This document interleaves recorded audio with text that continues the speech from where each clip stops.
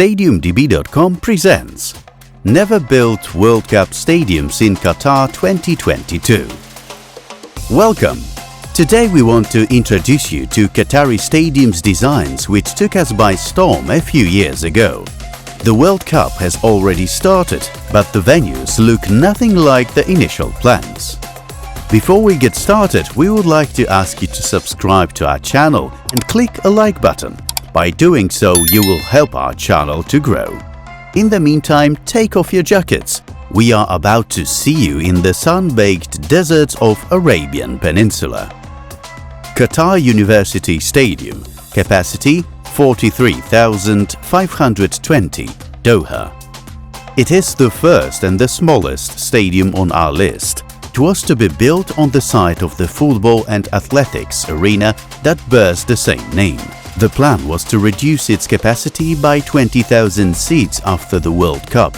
From above, the facility would have resembled the shape of a former athletics stadium, but the interior was obviously to have a football-specific layout. The standout feature of this unrealized design is the glossy gold-colored facade. Al-Gharafa Stadium, capacity 44,740, Doha.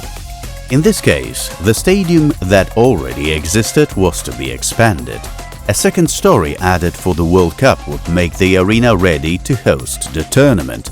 Creating a bigger stadium without interfering with the existing structure would have been an architectural challenge. The facade of the building was to be composed of colored streamers to represent all 32 nations that would be participating in the tournament. As strange as it sounds, considering Qatar's bad reputation, the colors were to symbolize friendship, respect and tolerance. Al-Rayyan Stadium, capacity 44,740, Al-Rayyan.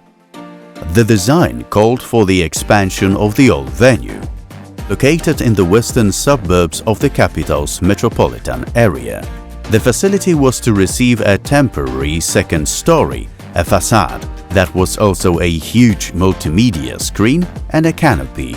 Structurally, the design was very similar to Al-Gharafa Stadium expansion concept, which was before almost identical to Al-Rayyan Stadium.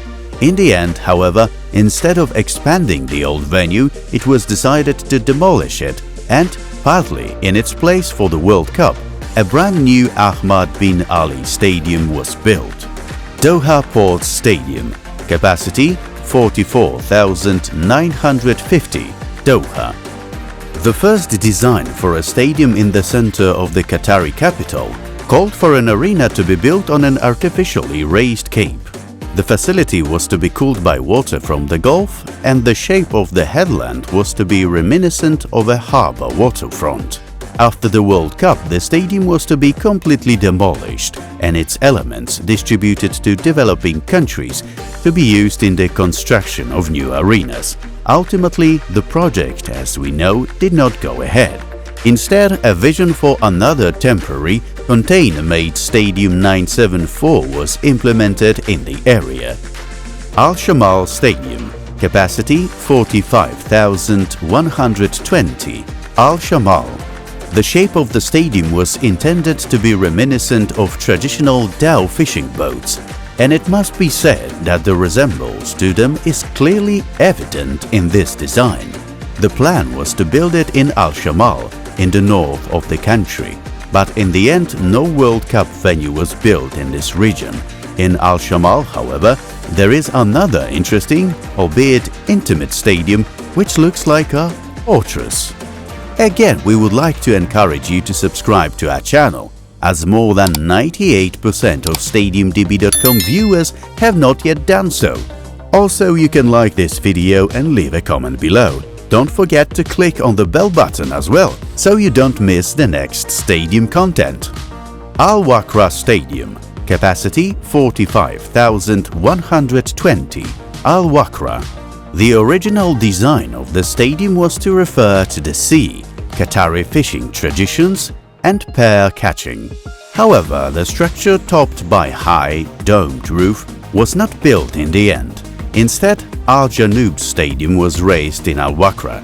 The design by the famous architect Zaha Hadid was intended to be inspired by traditional boats, although many associate it with something else entirely.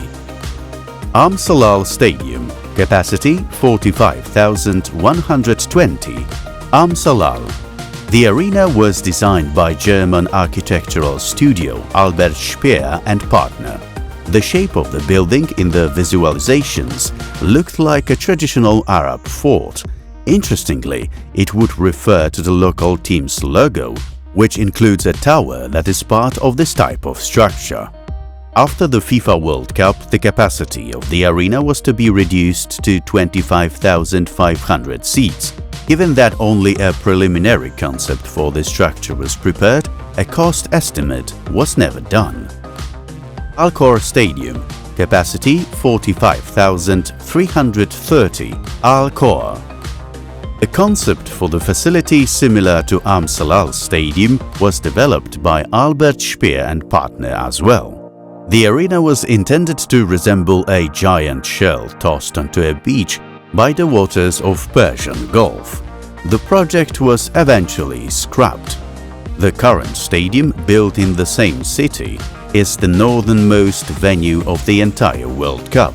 Had an arena been built in Al-Shamal, the Bedouin tent-shaped Al-Bayt Stadium would have lost that title. Sport City Stadium, capacity 49,000. Doha.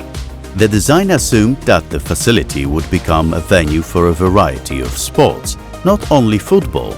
In addition, it was to include a shopping center with a viewing terrace, a luxury hotel, and an amphitheater.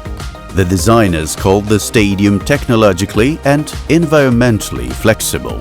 It was to be based on the tradition of the Bedouins, who built tents to help them in severe weather conditions. The plan was that the venue would resemble such a tent. So can the Qataris be congratulated for having the most state-of-the-art unbuilt stadium in the world? Maybe. Lusail Iconic Stadium, capacity 86,250. Lusail. The original design prepared for the city hosting the final of FIFA World Cup in Qatar established from the first day that Lusail Arena was selected to be the largest venue capable of accommodating more than 86,000 fans. It has to be said that if the design by Foster and Partners and Manica Architecture had been implemented, the construction would have had several innovative elements not previously used in any other arena. First and foremost, we are talking about the roof, which was to fully cover the facility and open entirely. We have reached the end of a fascinating journey, so we can shake the desert sand out of your boots. We hope you enjoyed the video and that it encourages you to stay with us for longer.